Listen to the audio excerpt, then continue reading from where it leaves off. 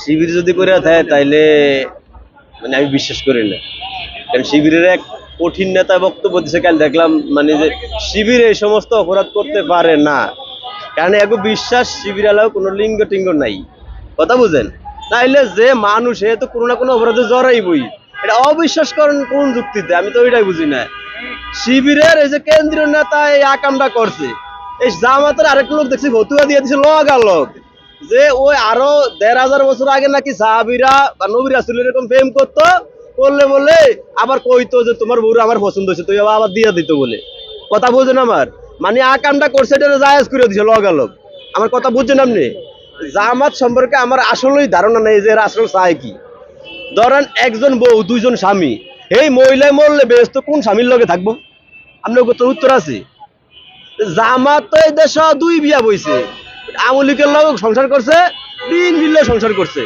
আচ্ছা এবার উত্তর দিবেন, এই জামাতি যদি কোনো এক সময় আবার আওয়ামী লীগের সাথে কিংবা বিএনপির সাথে জোট করে, তাহলে জামাতের কি কইবেন? একটা ভাষা আমারে কোন কোনো এক সময় মানে একদম সত্যান্ন লিখে রাখেন, এই জামাত কোনো না কোনো দলের লাগে জোট করবই করব। এখন বিএনপিরে কয় চান্দাবাজ, আওয়ামী লীগের কয় স্বৈরাচার। এই দুইটার কষ্ট সব ঠিক আছে মানছি, যদি কোনো সময় এই দুইটার দলে একটা লগে জোট করে তাইলে কি করা যায়? একটা কন মানে অগজে ওরা যে কি চায় আমি এইটাই বুঝি না।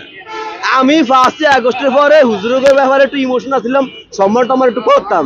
এই 5ই আগস্টের পরে 11 আমার ভক্তিটা উঠে গেছে। এই 11 নিয়ে আমরা ওই যে দেশি মুরগি খাওয়াই, কথা বোঝেন আমার? 5ই আগস্টের পরে কি রে ভাই কি শুরু হইলে ওই মাদ্রাসায় বলতার করে ধরা খায়।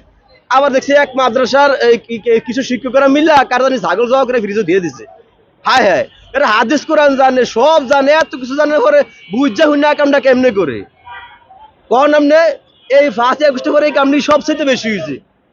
এবং অনম বিভিন্ন মাদ্রাসা ধরা খাই যে আপনার বাচ্চা বাচ্চা ফুলাইন দেন, আপনার গোলাপ ফুলের মতো বাচ্চারা এই মাদ্রাসা যায়, হুজুরা কিরা কসম দিয়া আকাম করে কয় বাড়ি যায় কইও না, আমি কই দেন বুঝলেন আপনি? আমরা শুধু আবেগের বশত আছি, এই জন্য কিছু লোক ধর্মটারে ব্যবহার করিয়া মানে খুব মোটা তাজা হয়ে গেছে খায়া, কথা বুঝছেননি?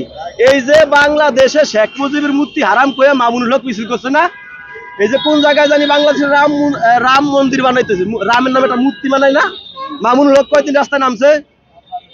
টিএসসি যে রাজু ভাস্কর যেটি মূর্তি না, এই মূর্তির বিরুদ্ধে মামুনুল হক কয়দিন কথা কইছে। তারপরে এই যে জুলাই স্মৃতিস্তম্ভ আছে না, ওই জায়গায় যে গণভবনের ভ্যান যে এই যে রিস্কা আলাদা মূর্তি আছে, বিভিন্ন মূর্তি আছে, ওটি হারাম না? এই যে মামুনুল হক কন এই বিষয়ে কোনো ওয়াজ করে কন? তারপরে এই দেশে শেখ হাসিনা অপরাধী ধরলাম, ইউনূসের অবহেলার কারণে 600 শিশু মারা গেছে, একটা আলেম বক্তব্য দিয়ে কইছে। এই আলেমে ও কি জাতির পিতা ডক্টর ইউনূসে? কইবেন না কামে যেটা লিগেল সেটা কইবেন। আপনার মাথার মগজ টগজ আছে না? যেগুলা দিনের মতো সত্যি কয়জনই তো আপনি মানুষ না? এক এটা আন্দোলন করছেন বৈষম্য হইব না, এটা বৈষম্য না? ইউনূসের বেলা কেন এই কাজটা করেন? ইউনূস বিএনপি সরকার কি ইউনূসের বিয়া বইছে? ইউনূসের নামে যদি কেউ মামলা দিতে যায় বিএনপিটা খারিজ করে দেয়, সমস্যা কি? এই দেশ তারেক রহমানের নামে মামলা হয়েছে, খালেদা জিয়ার নামে মামলা হয়েছে, শেখ হাসিনার নামে মামলা হয়েছে, আরো বাঘা বাঘা নেতার নামে মামলা হয়েছে না? মামলা যা হয়েছে একটা হয়েছে, ইউনূসের নামে মামলা দিলে ওটা খারিজ হয়ে যায়, গেটে যাওয়ানোর আগে। সমস্যাটা কোন জায়গায় আমার আপনারা বুঝাবেন তো? সমস্যাটা কোন জায়গায়? ইউনূস দেশের হুটকি সালা মারিয়া গেছে, আমেরিকার লাগে যে চুক্তি করছে, এই চুক্তি আপনি হরিয়া সালা চাইবেন কি করিয়া গেছে? আমরা বোয়িং বিমান কিনুন লাগবে, আমাদের দেশের নাই চাইলে আমরা বোয়িং বিমান কিনতাম যাই, তাও বেশি দাম দিয়া। কৃষি পণ্য কিনুন লাগে আমেরিকার তনে, বিয়া করবেন পারমিশন আমেরিকার তন।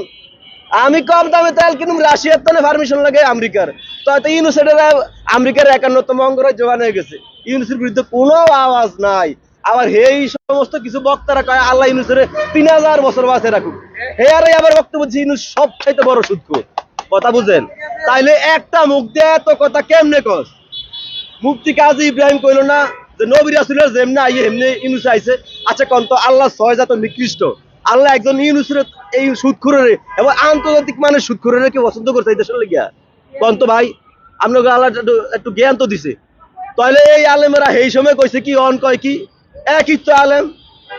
এই যে আমির হামজা কইছে এর 14 গোষ্ঠী আমলিক করে, মানে জামাতের এমপি হইলো কেমনে? কথা বুঝেন আপনারা? মানে একটা কথা বেযুক্তি কইলে জব দিয়ে।